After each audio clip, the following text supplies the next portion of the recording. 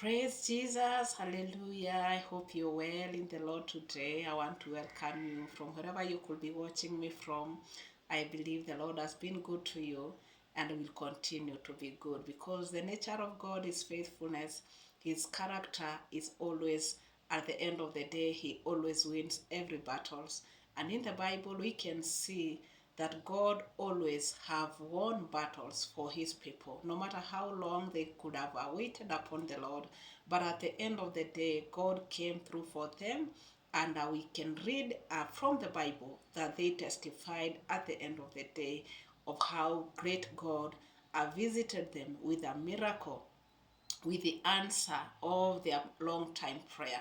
And so I want to encourage you that though you could have waited for the Lord for a longest time, I know that God is faithful and we can see his faithfulness even in the Bible. In the case of the people that waited upon God, like Job, in the sickness, he did not curse God. He waited patiently in the pain, and he saw God. God restored to him double. We saw Abraham waiting upon the Lord. He was old. His wife was beyond the childbearing age. But at the end of the day, we see God visiting them and doing a new thing in their lives. And so I believe that even in your situation today, it is never too late for God, because God is outside time. God is never confined within time. He is outside time. And so you do not count your years and think that God is troubled by your ears. He is not shaken by the years that you have waited, because in a twinkling of an eye he can visit you and he can do a great miracle in your life. And so it is always a good to wait in the Lord, in the fearing the Lord and waiting upon him in worship, and trusting upon him faithfully, because we know that God on his side, he is always faithful. The Bible assures us that he never leaves nor forsakes his children. He is a faithful God. And so for our worship towards God, we must be true, because sometimes we think that it is the Lord who is failing us, but it is us who is failing ourselves, because we know that God is always standing on the side of those that are standing on his side. Do not think that whenever you're rejecting God and you are worshiping other gods, that the Lord will stick on your side. God only sticks with those that stick with him. And so sometimes when we are caught up in a turmoil, in problems, that's when we begin to argue with God and are saying that God is not faithful. Where areas it is us that has left God, we did not do and play our part. We forsake God, we forsook God, and so we come saying that the Lord did not do ABCD, while we are the ones in the wrong. And so anything that you do that does not glorify God, anything you put ahead and you give a most of your time, it is what that is your God, because it is what you are worshiping. It could be social media, it could be that you are concentrating on your work, on your business, on your family too much, that you forget to create time for God. Just know anything that you give a much importance in your life, it becomes what you worship. And at one time, the Bible tells us that Paul went to Athens, and he found that those people of Athens were very spiritual people, because they had many idols, many gods that they were worshipping. And at one time, he was passing by and he saw an altar that was inscribed on it that to an unknown God. And most of the time, us, we are also worshiping unknown gods. We might think that that it is just normal, that it is just culture, but it is never culture. It is the unknown God that we are worshiping, the gods that do not answer, because we know the only true God that answers by fire. And we read from the Bible in the story of Elijah is the God of heaven that answers by fire. Any other gods could answer because they have some kind of power, but at the end of the day, the power of God is the greatest, and it brings down any other power. All other gods are like the snakes that the magicians of Pharaoh threw down, but we saw that the snake of Moses that had real power, the true power of God, swallowed the snake snakes, the serpents of the magicians. And we also see this when Elijah was contending with the 400 prophets of Baal, and the Bible says that the God of Elijah are answered by fire, and these other prophets, they called unto their god Baal, and he did not answer. And it is not that as Baal was used not to answer. I know he used to answer, because if they were sure, if they were certain that Baal used not to answer, they could not have allowed themselves to do the contest with Elijah. But because they were sure that a Baal shall come and answer that day, that's why they were sure, and they came, a large number of them, so that they could celebrate the victory together and bring to death Elijah.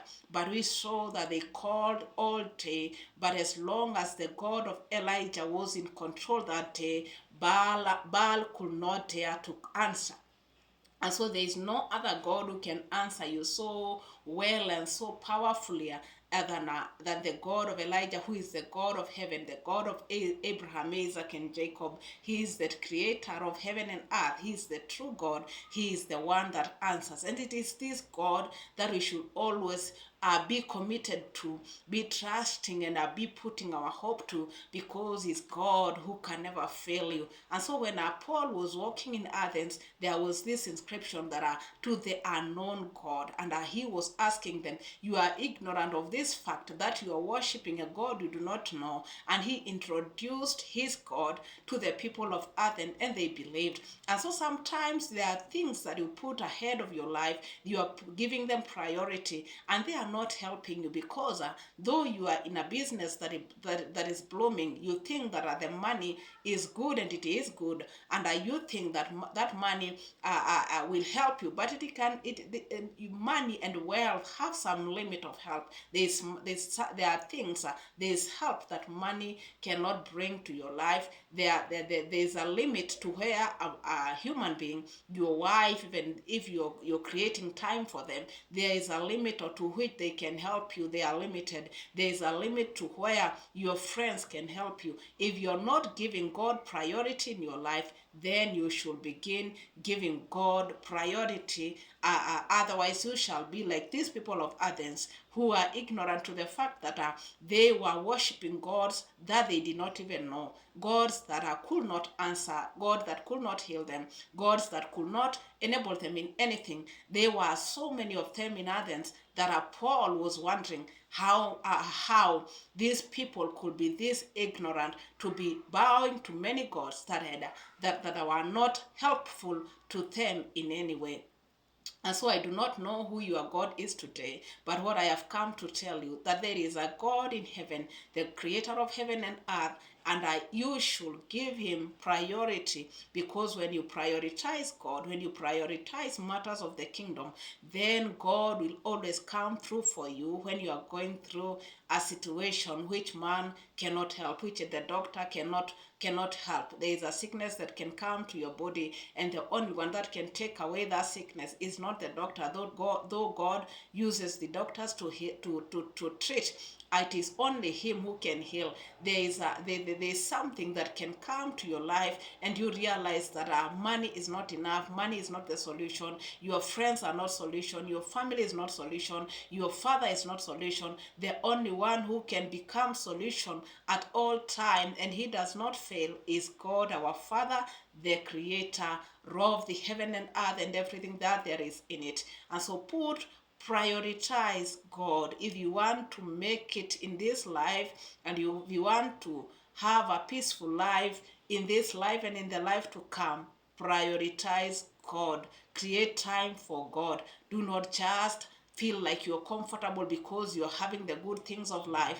There are things that these good things of life cannot offer you.